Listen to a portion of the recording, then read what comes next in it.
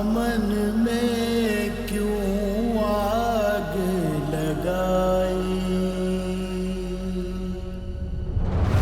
तो उस दिन को रोता हूँ जिस दिन मैं ठीक था और मैंने तुम्हें इंडिपेंडेंट नहीं बनाया। अगर आज तुम्हें इंडिपेंडेंट बना देता तो कम से कम सुकून से मर तो सकता। और अगर ड्राइव नहीं करना तो टैक्सी पे तो जा सकती थी। सॉरी। जो लोग छोटे मोटे कामों में सहारे ढूंढते हैं ना, वो जिंदगी में भी किसी ना किसी का सहारा नहीं मिलता। ओ हमराही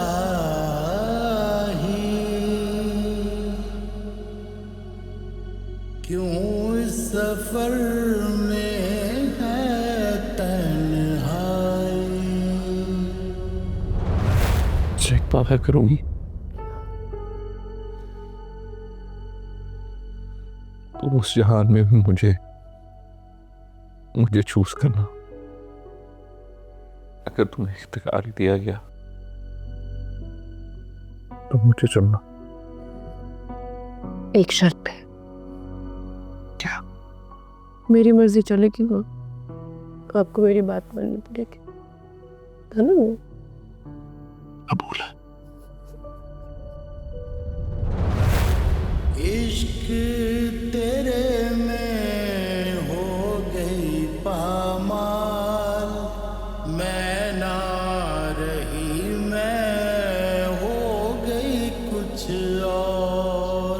धागा धागा टूटी हूँ, कतरा कतरा बह गई हूँ।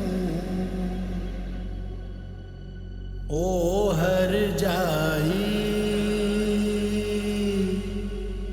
दामन में क्यों आग लगाई।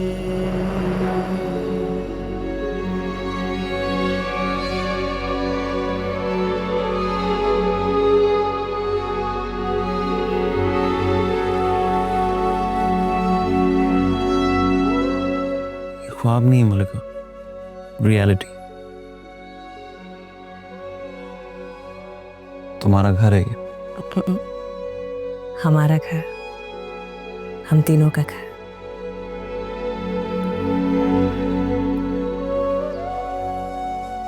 हमारा घर, हमारी दुनिया।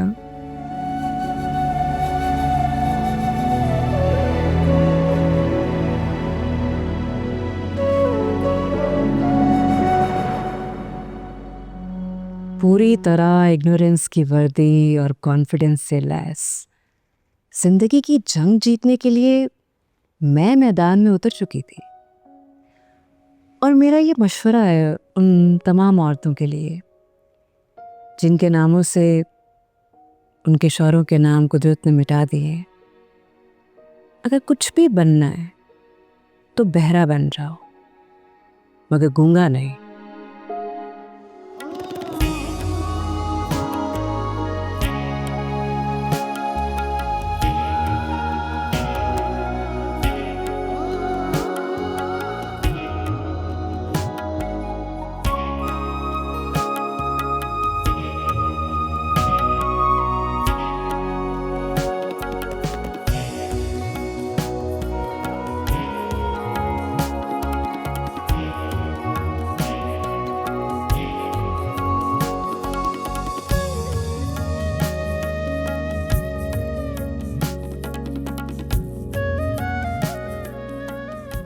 Yes.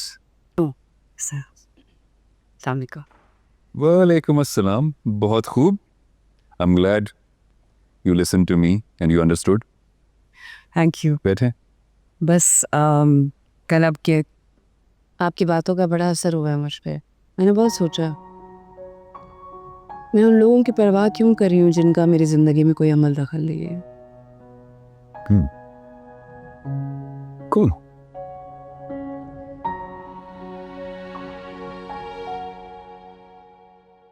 सर आप ठीक है? परेशान लग रहे हैं कुछ। हाँ लेकिन परेशान हूँ थोड़ा सा। क्या हुआ? पहले मैं आपको बताना नहीं चाह रहा था लेकिन आई थिंक आपको हर तरह के हालात के लिए तैयार रहना चाहिए. You should know about things. जिस चैनल को आपका स्क्रिप्ट भेजा था उनका बड़ा अजीब सा फीडबैक आया। कैसा फीडबैक? यही कि ये एक बेवा की कहानी है और शायद ऑडियंस इस तरह की स्टोरीज में इंटरेस्टेड नहीं है। तो कोई बात नहीं, हम हमेशा लोगों को वही दिखाते हैं जो वो देखना चाहते हैं।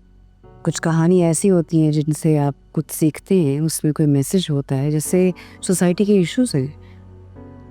नॉर्मली तो वही स्टोरीज बनती है ना जो हमें पता होता है कि लोगों को पसंद है, हम वही चलाने की, चैनल पे वही देने की कोशिश करते हैं और मोस्टली लोग वही पसंद करते हैं, उसकी रेटिंग भी आती है। लेकिन कभी कभार वो कहानियाँ भी होनी चाहिए जिससे हमें कोई सबक मिले, जिससे हम कुछ सीख सकें। जैसे इस कहानी में मेरी कोशिश है लोगों को ये बताने की कि अगर एक औरत बेवा हो जाती है तो वो मुर्दा नहीं हो जाती, वो जिंदा रहती है, उसकी भी जिंदगी होती है। गुड। एक अच्छा राइटर वही है कि जो कहानी लिखना भी जानता हो और उसको समझाना और मनवाना भी जानता हो। सर, हम ये कहानी जरूर बनाएंगे।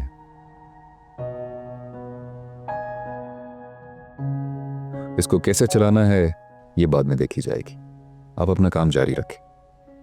Thank you sir. ओके।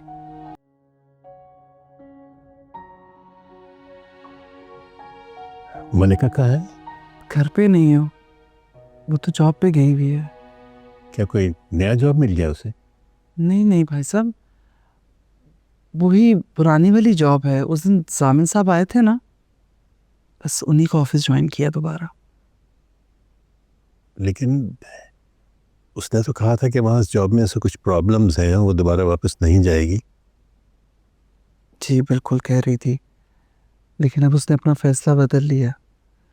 बहुत समझदार हो गई हमारी मलका। कहती है लोग तो कुछ ना कुछ कहते ही रहेंगे, मुझे अब उनकी परवाह नहीं करनी। अगर कहती तो उसे समझाओ, हम लोगों के दरमियान में रहते हैं, हमें उनकी परवाह करनी पड़ती है, और अगर हम उनकी परवाह नहीं करेंगे तो हम तन्हा रह जाएंगे।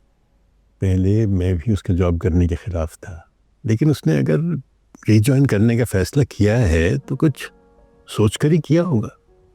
जी, चाय तो पिए आप। रेडी? अन्नी अंकल, आप मुझे नहीं पकड़ सकते। पकड़ लूंगा मैं आपको। किधर हो आप? अन्नी अंकल, आप गलत डायरेक्शन में जा रहे हैं। अन्नी अंकल, अन्नी अंकल।